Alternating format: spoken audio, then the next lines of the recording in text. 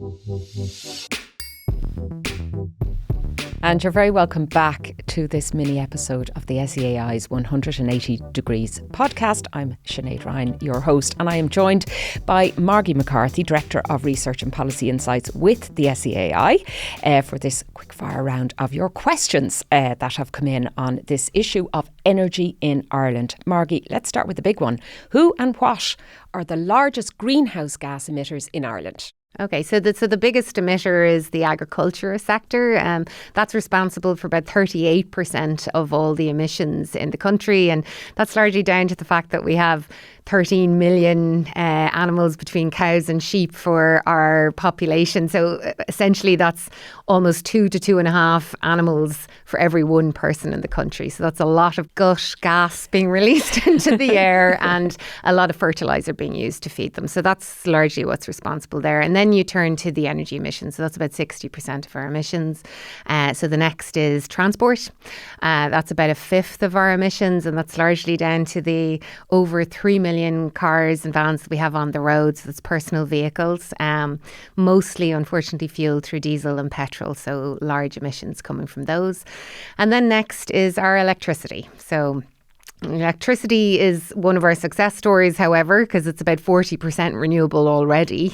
So whilst it's a big emitter, our trajectory is to have about 80% renewable electricity by 2030. So that story will hopefully be changing very shortly. And is that evenly split, between like domestic use and business use? Or is it a bit of everything? In the electricity side, there's quite a split. I suppose when you look at the growth in the sector over recent times, it's been largely due to commercial and information communications technology. So what people will often identify as data centres, that's been in the headlines quite a bit. So we have experienced quite a bit of growth in data centres, and that is projected to continue out to 2030. Okay, and that leads me neatly then into the next question which has come in, which is about what use by individuals ourselves uses up the most energy. So I guess we're talking here about appliances in the home. Yeah. So what's really important here is when you look at the whole pie of demand, our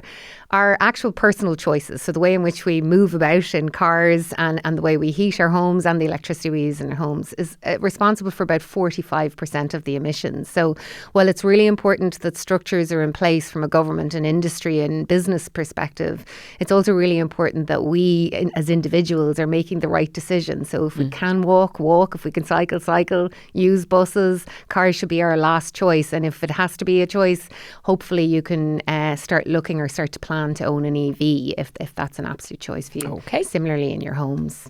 Now, there was a significant energy demand drop during COVID. Maybe not the electricity used for Zoom and Teams and WhatsApp, but we've rebounded back in almost every single sector to pre-COVID levels, more or less.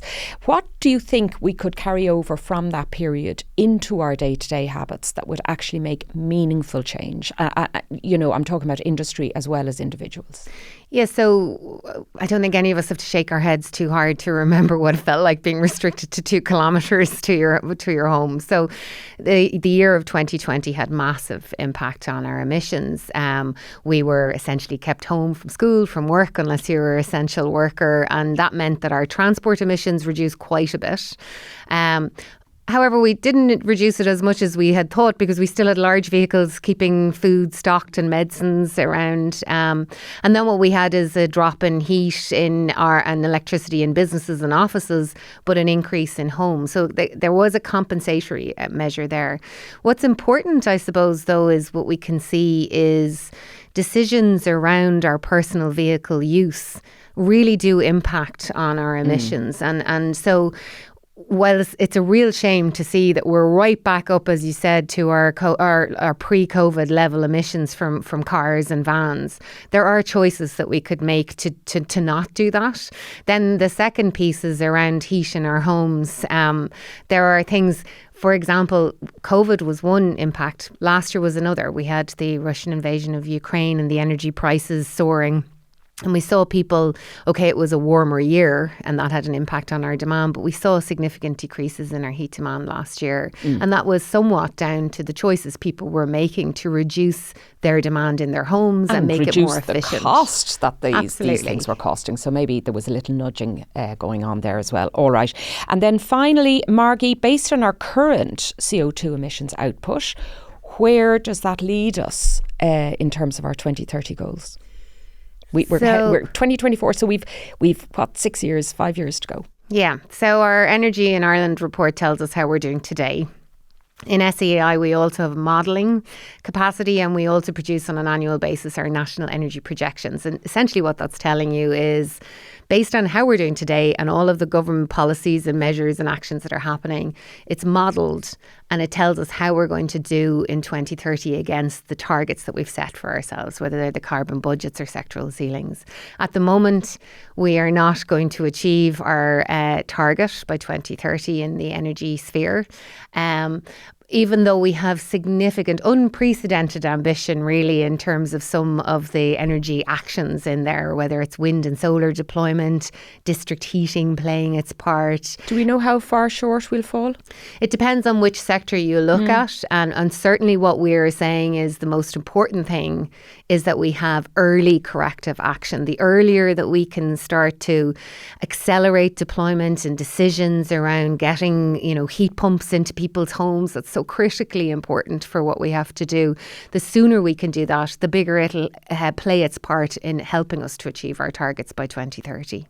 And on that note, that is the end of our mini episode of Energy in Ireland, which of course is part of the wider 180 Degrees podcast series from SEAI. You can listen back to the fuller episode with Margie and her colleague Dr. Lee Carroll, which is available now to download. And of course, if you subscribe and like all of those podcasts, you won't miss any of them. And we will see you next time on 180 Degrees.